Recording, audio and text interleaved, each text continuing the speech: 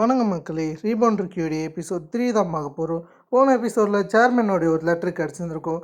அந்த லெட்டர் மூலியமா என்ன தெரிய வந்திருக்குன்னா, இப்போதைக்கு ஒரு எம்ப்ளாயில் கூட சேர்மனாக மாற முடியும். சேர்மனுடைய பதவின்றது பிளட் லைன்ஸ் மூலியமாக கடக்கப்படாதுன்ற விஷயம் அந்த லெட்டர் மூலியமாக தெரிய வந்திருக்கும். அதை எழுதுனதே ஹீரோ தானே. சேர்மன் ஹீரோடைய உடம்பில் தான் இருக்கார். அது வரைக்கும் ஹீரோனா நெக்ஸ்ட் சேர்மனுக்கு ரன் பண்ணுறேன்னு சொல்லியிருந்திருப்பாரு. அதுக்கப்புறம் ஷேர் ஹோல்டர்ஸ்லாம் வெளியே ஹீரோவை திட்டிக்கிட்டே வந்துகிட்டு இருப்பாங்க. அந்த சமயத்தில் ஹீரோ இனிமேல் இந்த வாட்டி அவன் என்ன பண்ணான்னு யோசிச்சுட்டு இருக்கும்போது பின்னாடி ஹீரோயினுடைய சிஸ்டரான ஜேகி அங்கே வராங்க. அவங்க ஹீரோயினிக்கிட்ட தனியாக பேசணுன்ற மாரி கூப்பிட்டு ஹீரோயினுக்கு என்னன்னு புரியல. சரி, நான் அவங்க பக்கம் ஹீரோயினி போயிடறாங்க. இதுவே அடுத்த சைட் ஜேசி அங்கே காமிப்பாங்க. அவனுமே ஹீரோடைய சட்டையை பிடிச்சி, உனக்கு இந்த கம்பெனியை பற்றி என்ன தெரியும், எதுக்காக இந்த இடத்துக்கு வந்திருக்க, நான் தான் உன்னை இங்கே வேலைக்கு சேர்த்தேன், ஆனால் இப்போ என்னன்னா நீ முதுகுலேயே குத்த ட்ரை பண்ணுறியான்ற மாரி ஹீரோ பிடிச்சி கத்திக்கிட்டு இருக்கேன்.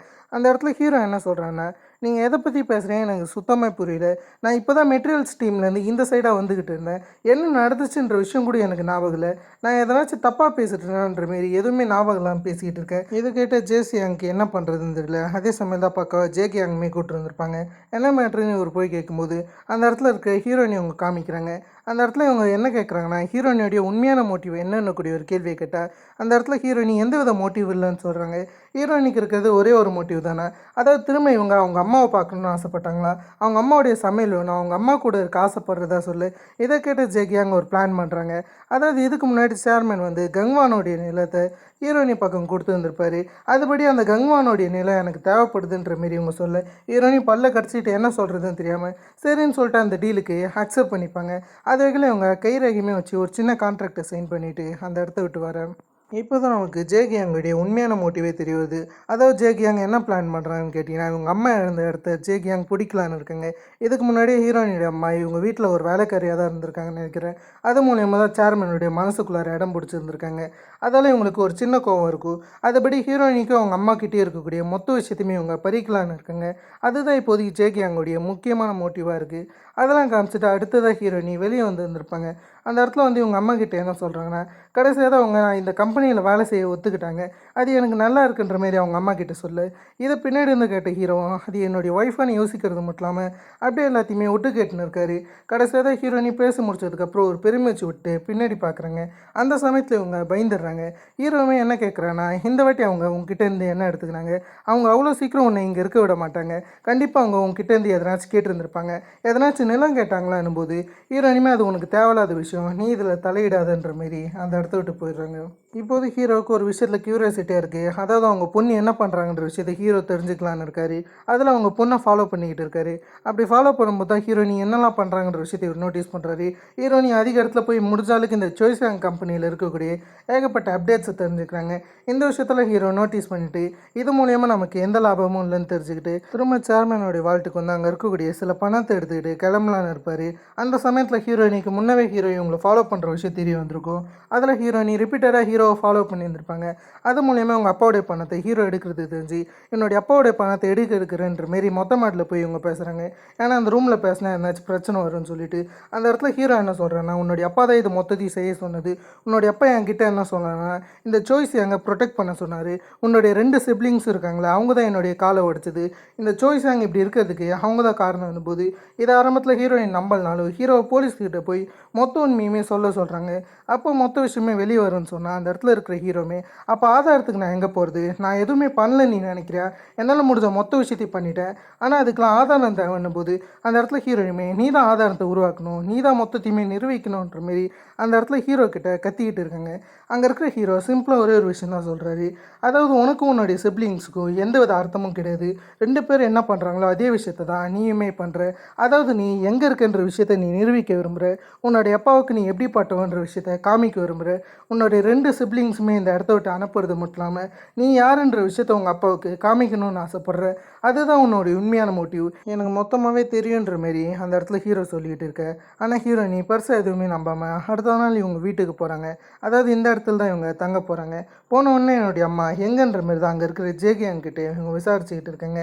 சிம்பிளாக அங்கே இருக்கிற ஜேகே என்ன சொல்கிறாங்க, உன்னுடைய அம்மா அதாவது வேலைக்காரி உள்ளார உன்னுடைய ரூமை க்ளீன் பண்ணிக்கிட்டு இருக்காங்கன்ற மாரி இவங்க அம்மா வேலைக்காரின்ற ரேஞ்சில் பேசிகிட்டு இருக்கு.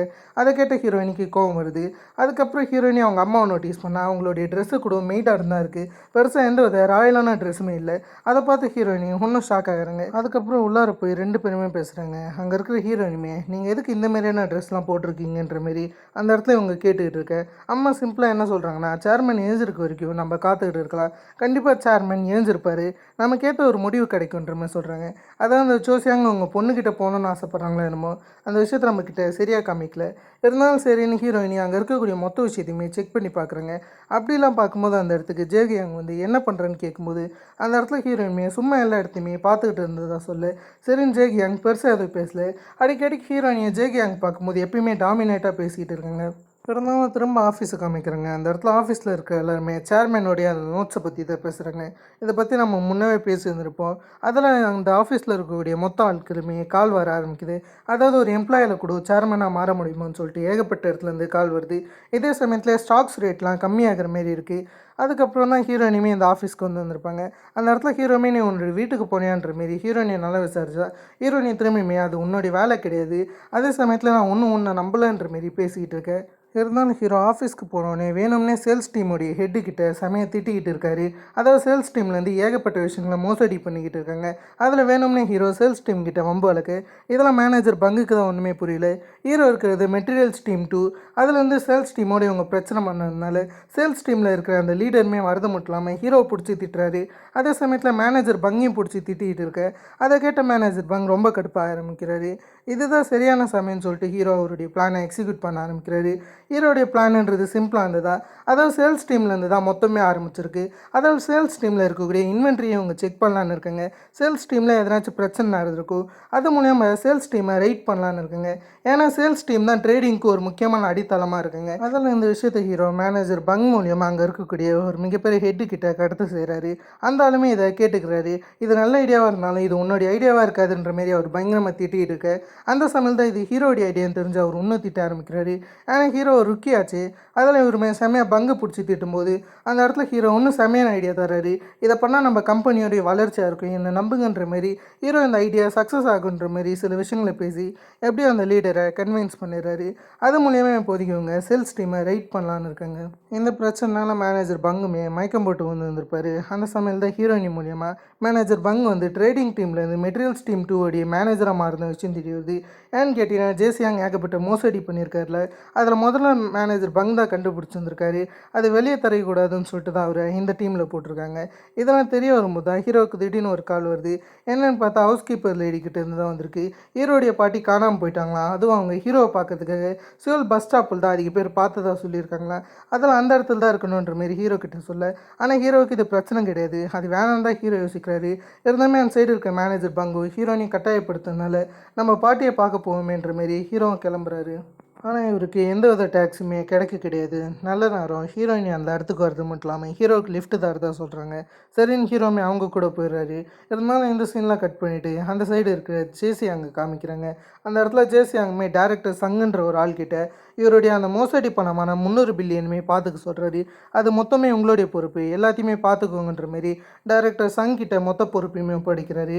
இவர் தான் கிட்டத்தட்ட இங்கே இருக்கக்கூடிய ஜேசியாங்குடைய ரைட் ஹேண்டுன்னு வச்சுக்கலாம். அதில் இவர்கிட்ட மொத்த பொறுப்பையுமே இவர் ஒப்படைக்க சரின்னு சொல்லிட்டு இந்த இடத்த விட்டு கிளம்புன இவருமே பியாங்மோவை பார்க்க போகிறாரு.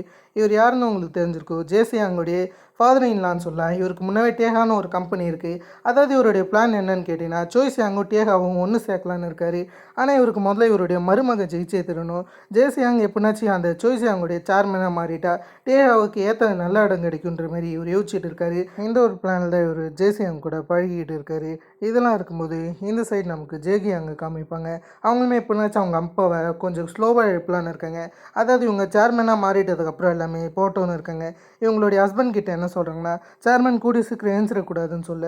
அதை கேட்ட ஹஸ்பண்ட்மே இதுக்கப்புறம் என்னால் எந்த வித முட்டாள்தனமான விஷயத்தை பண்ண முடியாது, அதில் என்னுடைய வேலையை போக வாய்ப்புகள் இருக்குதுன்னு சொல்ல ஜேகியாங்குமே மொத்தத்தையுமே அவங்களே பார்த்துக்கிறதா சொல்கிறாங்க. அடுத்ததாக ஹீரோ பஸ் ஸ்டாப்க்கு கரெக்டாக வந்திருப்பார். எங்கே அவங்க பாட்டியை தேடுறதுன்னு தெரியல. அவங்க பாட்டியோட முகம் எப்படி இருக்குன்ற விஷயமே ஹீரோவுக்கு மறந்துச்சு.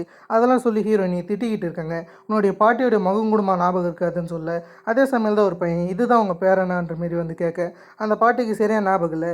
அவங்கள ஞாபகம் இல்லாமல் ஊன்ற மாரி தலையாட்ட, அதாவது இல்லைன்ற மாதிரி தான் தலையாட்டுறாங்க. அதை பார்த்து ஹீரோவுக்கு என்ன பிரச்சனைன்ற விஷயம் தெரியல. சரின்னு சொல்லிட்டு அவங்கள ஒரு ஹோட்டலில் உட்கார வச்சுட்டு அதுக்கப்புறம் ஃபோன் கால் பண்ணி ஹவுஸ் கீப்பர் கிட்டே கேட்கும்போது அவங்களுக்கு டிமென்டியா இருக்குன்ற விஷயம் ஹீரோவுக்கு தெரிய வருது. அதெல்லாம் கேட்டோடனே புது பிரச்சனையானு இவர் யோசிக்கிறாரு. அதே சமயத்தில் இவருடைய யூனிஃபார்ம் வந்தது அவங்களுக்கு அடையாளம் தெரியுன்ற விஷயம் தெரிஞ்சு அங்கே இருக்கிற ஒரு பையன் முன்னவே யூனிஃபார்ம் போட்டிருந்துருப்பான். அவனை கூப்பிட்றது மட்டும் இல்லாமல் உன்னோட யூனிஃபார்ம் தான்ற மாரி பணம் கொடுத்து அவனோட யூனிஃபார்மை கடன் வாங்குறது மட்டும் இல்லாமல் அந்த இடத்துல இவங்க பாட்டிக்கிட்ட காமிக்க அவங்களுமே ரொம்ப சந்தோஷப்பட்டு ஹீரோ எவ்வளோ கோல்ஸ் அடிச்சாருன்ற மாரி அந்த மாதிரியான விஷயங்கள்லாம் கேட்க ஹீரோ எவ்வளோ கஷ்டப்பட்டுக்கிட்டு எப்படி அவங்கள ஹாஸ்பிட்டலுக்கு கூட்டிகிட்டு போகிறாரு. அந்த இடத்துல போய் உங்களுக்கு இருக்கிற பிரச்சனையை ஹீரோயினே தான் கேட்டுக்கிட்டு இருக்குங்க. ஆனால் ஹீரோவுக்கு சுத்தமாக இன்ட்ரெஸ்ட் கிடையாது. அந்த சமயத்தில் ஹீரோயின் என்ன சொல்கிறாங்களே, உங்களுடைய மொத்த பில்லுமே நாங்களே பார்த்துக்குறோன்னும் போது ஹீரோமே பணம் எங்கே இருக்குதுன்னு கேட்கும்போது தான் ஹீரோயினுமே நீ என்னுடைய அப்பாவுடைய பணத்தை யூஸ் பண்ணிக்கலாம், அவர் தான் உபயோகப்படுத்த சொன்னாரேன்னும் போது அதை கேட்டு ஹீரோ கடுப்பாகிறாரு. அது நான் எப்படி என்னுடைய பணம்ன்ற மாரி அவர் யோசிச்சுக்கிட்டு இருக்க. அதே சமயம் தான் அந்த பாட்டியுமே இவருடைய ஹேண்டை பிடிச்சின்னு இருப்பாங்க. அதை இவர் அப்படியே ஆட்டிக்கிட்டு இருக்காரு. இவங்க ரெண்டு பேருடைய பாசத்தை பார்க்கும்போது ஹீரோயினுக்கு சின்ன வயசில் நடந்தது ஞாபகம் வருது. அதாவது ஹீரோயினோடப்பா ஹீரோயினியை வெளிநாட்டுக்கு அமுச்சு வச்சுருந்துருப்பாரு. அது சுத்தமாக ஹீரோயினுக்கு பிடிச்சிருந்துருக்காது. ஹீரோயினுமே இதே இடத்துல தான் இருக்க ஆசைப்பட்டுருந்துருப்பாங்க. அந்த இடத்துல ஹீரோயின் எவ்வளோ அழகு இருந்திருப்பாங்க. ஆனால் எந்த விஷயத்தையுமே ஹீரோ அந்த இடத்துல கண்டு இருந்திருக்க மாட்டார். அவர் எதையுமே பார்க்காத மாதிரி தான் அந்த இடத்துல நின்று இருந்திருப்பார். இதெல்லாம் ஹீரோயின் யோசிக்கும் போது அதை கேட்ட ஹீரோ கடுப்பாகிறாரு. உன்னுடைய அப்பாவை பற்றி நீ யோசிக்க மாட்டியா, அவருடைய காரணங்கள் கூடமா கேட்க மாட்டேன், உன்னுடைய சிப்ளிங்ஸ் கிட்டேருந்து ப்ரொடெக்ட் பண்ணுறதுக்காக அவர் இந்த மொத்த விஷயத்தையும் பண்ணியிருக்காருன்னும் போது அந்த இடத்துல ஹீரோயினுமே எதுக்கு உனக்கு ஒரு பொண்ணு இருக்கிற மாரி இப்படி கத்திக்கிட்டு இருக்கன்ற மாரி ஹீரோ கிட்ட சொல்ல அதை கேட்ட ஹீரோ கடுப்பாகிறாரு. இருந்தாலும் ஹீரோயினி அவங்க அப்பாவை பார்க்கணுன்னு ஆசைப்படுறதுனால ஹீரோ என்ன பண்ணுறேன்னா சரின்னு சொல்லிட்டு கடைசியாக தான் இவர் முன்னவே இதே இடத்துல ஒரு நர்ஸை செட் பண்ணி வச்சுருந்துருப்பார்ல, அந்த நர்ஸ் மூலியமாக ஹீரோயினி அவங்க அப்பாவை பார்க்க வைக்கிறாங்க. அந்த இடத்துல இருக்கக்கூடிய லேடி கிட்ட ஹீரோ அவருடைய உடல்நிலையை பற்றி கேட்குறாரு. டெக்னிக்கலி இவருடைய உடல்நிலை கிடையாது, இவருடைய பாடியோடைய உடல்நிலையை பற்றி கேட்க அவங்களுமே அதுக்கு ஆன்சர் பண்ணுறது மட்டும் இல்லாமல் ஹீரோ சொன்ன மாதிரி அங்கே கேமரா செட் பண்ணியிருக்கதா சொல்கிறாங்க. ஹீரோக்குமே அந்த கேமரா மூலிமா எல்லா விஷயமே நல்லா தெரியுது. அதில் ஹீரோமே இது போதும்னு இருக்காரு.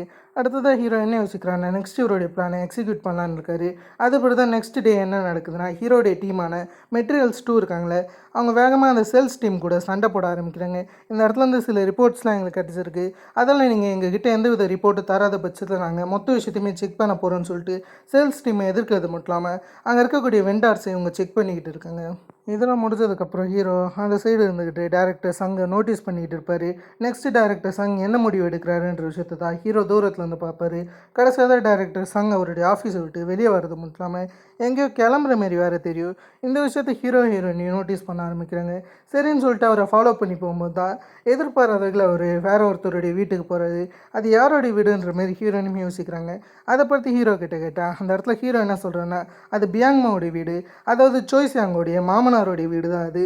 அந்த இடத்துக்கு இவன் போயிருக்கிறது காரணம் பியாங்மா மொத்தத்தையுமே அடையலான்னு நினைக்கிறான். அதாவது பியாங்மா வந்து அவனுடைய மருமகனுக்கு மொத்த பதவியுமே தந்துட்டு கடைசியாக தான் அவன் சேர்மேன் ஆகலான்னு இருக்கான். டேவாவையும் இந்த சைடு இருக்கக்கூடிய சோய்சியாங்க ஒன்று சேர்த்து அவன் ஒரு கேம் ப்ளே பண்ணலான்னு இருக்கான். அதுக்காக தான் இந்த மொத்த விஷயத்தையுமே பண்ணுறான். ஏன்னா பியாங்மாவுடைய மருமகனான ஜேசியாங் சரியான முட்டா பையன், அவன் மூலியமாக ஈஸியாக அந்த சேர்மேன் பதவியை இவன் அடிச்சிடலான்னு நினைக்கிறான். டேவாவையும் சோசியாங்க ஒன்று சேர்த்து ரெண்டுத்தையுமே ஆளலாம் அந்த பைத்தியக்காரன் நினைக்கிறான்னு பேசிட்டு இவங்க டேரக்டர் சங்கை ஃபாலோ பண்ணிகிட்டு இருக்காங்க. சொன்ன மாதிரியே ஜேசியாங் சரியான முட்டாளாக தான் இருக்கான். அவன் இந்த மாதிரி டேரக்டர் சங்கை நம்பி மொத்த பணத்தையுமே வந்துட்டான். வெளிநாட்டில் மொத்தமாக 300 பில்லியன் கிட்ட மோசடி பண்ணதாக சொல்லியிருந்திருப்பாங்க. அந்த பணம் இவன் அக்கௌண்ட்டில் இருக்கான்னு செக் பண்ணி பார்க்கும்போது அந்த அக்கௌண்ட்டில் இல்லைன்னு தெரிய வருது. இது மொத்தத்தையுமே ட்ரான்ஸ்ஃபர் பண்ண சொல்லி ஒரு டேரக்டர் சங் கிட்ட தான் சொல்லியிருந்திருப்பாரு. சிம்பிளாக டேரக்டர் சங் வந்து இந்த சைடு இருக்க ஜேசியாங்க்கு நாமம் போட்டு போயிட்டாரு. அதே மாதிரி தான் அந்த சைடு டேரக்டர் சங் இருப்பார்ல, அவருடைய குடும்பத்துக்கு சில பணத்தை தராரு. இந்த பணம் எப்படி கிடச்சிருக்குன்னு கேட்டிங்கன்னா இந்த பணத்தை பியாங்மா மூலியமாக தான் அவர் பெற்றிருந்திருப்பார். அந்த மொத்த பணத்தையுமே இவருடைய ஃபேமிலி கிட்ட வந்து அந்த இடத்த விட்டு அனுப்ப அதுக்கப்புறம் இவருமே கிளம்பலான்னு இருக்காரு. அந்த சமயத்தில் எதிர்பாராததுல இவருடைய கண்ணுக்கு முன்னாடி ஒரு சின்ன வெளிச்சம் தெரியுது. யாரோ ஒருத்தவங்க அந்த மாதிரி தெரியுது. அதே இவர் பார்த்துக்கிட்டே அப்படியே ஒரு சின்ன ஃப்ளாஷ்பேக்கை பற்றி யோசிச்சு பார்க்குறாரு. அந்த ஃப்ளாஷ்பேக் என்ன நடந்திருக்குன்னா இவர் பியாங்மாவை போய் பார்த்துருந்துருப்பாரு. அதாவது பியாங்மா கிட்ட கிட்ட அந்த 300 பில்லியனையும் ஒரு சேர்த்து வந்திருப்பாரு. ஆக்சுவலாக அந்த மொத்த பணத்தையுமே ஜேசியாங் தான் வெளிநாட்டில் மோசடி பண்ணி வந்திருப்பாரு. அந்த 300 பில்லியனுமே ஒரு கிரிப்டோவை மாற்றி இருந்திருப்பாரு. ஏன் கிரிப்டோவை மாற்றுறாங்கன்னு கேட்டிங்கன்னா, யாராலையுமே கிரிப்டோவை ட்ரேஸே பண்ண முடியாது. அதில் கிரிப்டோவை மாற்றி அதை ஒரு ஆப்குள்ளே செட் பண்ணி வந்திருப்பாரு. அந்த ஆப்க்கான பாஸ்வேர்ட் கீ மொத்தத்தையுமே இவர் பியாங்மோ கிட்ட தந்துருந்துருப்பாரு. அதுக்கப்புறம் தான் இவர் இந்த இடத்துக்கு வர செஞ்சுருப்பாரு. திரும்ப ப்ரெசண்ட்டுக்கு வந்தால் அந்த இடத்துல கார் பிளாஸ்ட் ஆகிற மாரி காமிக்கிறாங்க. இதை மொத்தத்தையுமே பிளான் பண்ணது பியாங்மோ தான். இது எப்படி நடந்துச்சுன்ற விஷயத்த இந்த சைடு இருக்க டேரக்டர் சங் யோசிச்சு பார்க்குறாரு. அரை மட்டும் டேரக்டர் சங்குக்கு முன்னாடி ஒரு கார் நின்று இருக்குல்ல, அது யாருடைய காருன்ற மாரி ஒரு பயத்தில் பார்த்து வந்திருப்பாரு. அந்த இடத்துக்கு ஹீரோ வரது மட்டும் இல்லாமல், இப்போது உங்களுக்கு மிகப்பெரிய பிரச்சனை இருக்குது. உங்களை 2 சைடில் இருந்துமே தேடிக்கிட்டு இருக்காங்க. ஒரு பக்கம் உங்களை அந்த சைடு இருக்க ஜேசியாங் தேடிட்டு இருக்காரு. பியாங்மோ உங்களை கொல்ல பிளான் போட்டிருக்கான். நீங்கள் பியாங்மோவுக்கு தந்த மொத்த விஷயமே எனக்கு தெரியும். அந்த 300 பில்லியனை நீங்கள் பியாங்மோ கிட்ட தான் தந்திருக்கீங்க. அந்த பியாங்மோ உங்கள் முதுகில் குத்த போகிறான். அதுக்குள்ளார அதுலேருந்து தப்பிச்சிடுங்க, இல்லைன்னா உங்களுக்கு மரணம் மட்டும்தான் மிஞ்சுன்ற மாரி ஒரு சின்ன வார்னிங் தர. இது இவருக்கு டவுட்டாக இருக்கும். அதே சமயத்தில் பின்னாடி காரில் பாம் இருக்குன்ற விஷயத்தையுமே ஹீரோ எக்ஸ்போஸ் பண்ணி வந்திருப்பாரு. அதில் காருக்கு பின்னாடி பாம் இருக்கான்ற விஷயத்தை இவர் செக் பண்ணி பார்க்கும்போது டேரக்டர் சங்கோடைய காருக்கு பின்னாடி பாம் இருக்கிற விஷயம் தெரிய வருது. அதுக்கடுத்தது இவர் ஹீரோ கிட்ட அந்த கீக்கான பாஸ்வேர்ட் தந்துடுவார். இதில் தான் அந்த 300 பில்லியன் இருக்குன்ற மாரி. அதை ஹீரோ வாங்குறது மட்டும் இல்லாமல் அந்த சைடு இருக்க டேரக்டர் சங்குக்குமே பணம் தந்து உங்கள் குடும்பத்தோட நல்லா இருங்கன்ற மாரி அனுப்பிச்சி வைக்கிறாரு. அதுக்கப்புறம் ஹீரோயின் கிட்ட இவர் என்ன கேட்குறான்னா, இப்போயாச்சும் நீ என்னை நம்புறியான்னு கேட்கும்போது அந்த சைடு ஹீரோயினுமே இது ரொம்ப டெரிஃபையிங்காக இருக்குன்னு சொல்ல, அந்த இடத்துல ஹீரோ இதுக்கே நீ பயந்துட்டா எப்படி, இதுக்கு மேலே இருந்து தான் உண்மையான ஆட்டம் ஆரம்பிக்க போகுது, இது வெரி பிகினிங் தான், நான் கண்டிப்பாக உனக்கு சத்தியம் பண்ணுறேன், உன்னுடைய பிரதர்ஸ் கிட்ட இருந்து மொத்த விஷயத்தையுமே நான் பறிப்பேன், உன்னுடைய சிப்ளிங்ஸ் கிட்ட இருக்கக்கூடிய மொத்த விஷயத்தையுமே நான் எடுக்கிறது மட்டும் இல்லாமல் நம்ம 2 பேர் மட்டும் அதை ஆளலான்ற மாரி அந்த மாதிரி ஒரு பேசிக்கிட்டு இருக்காரு. அதோட அந்த எபிசோடை ஃபினிஷ் பண்ணிட்டாங்க. ஆக்சுவலி ஒரு இதில் ஹீரோயினுமே சேர்க்க தான் செய்கிறாரு. ஏன்னா அதில் பாதி சொத்துக்கள் கிட்ட ஹீரோயினுக்கு வர வேண்டியதாக இருக்கும். அதே சமயத்தில் ஹீரோவுக்குமே அது வந்து தான் இருந்துடணும். அதோடவே இந்த எபிசோடை டோட்டலாக கம்ப்ளீட் பண்ணுறாங்க.